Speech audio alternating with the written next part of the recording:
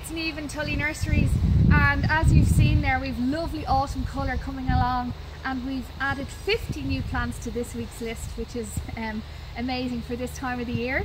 This plant here, if you're looking for late flowering perennials and there's still a bit of an appetite, this one is called Salvia Purple Rain. I really like it for its strong stems.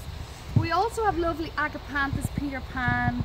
Here you can see some nice Coreopsis, some Lichnus Jenny, and also Perovskia Blue Spire, which I really love at this time of the year. It's a really nice shrub to have in your garden.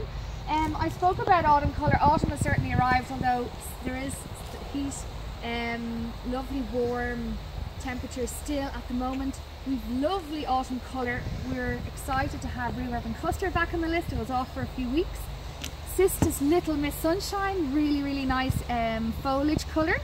For containers that are looking tired after the summer, really nice Vinca Minor Illumination. Here we have Carex Eversheen, which is very nice. Lovely selection of heucheras, including Cherry Cola, Solar Eclipse, Paris, and really nice Blackberry Jam. Spirea Gold Flame, we haven't done Spirea in a while, with really nice Bella Bloom label. Cordyline Charlie Boy, this is our first time doing it. Really excited to have this on the list. It's really nice again for a centerpiece of containers. Fatsia Spider's Web, lovely for a shaded spot. Really nice and full. Festuca Elijah Blue, really nice. Grasses are increasing in popularity, so as you can see, we've lots of autumn colour, late flowering perennials, summer flowering, autumn flowering perennials.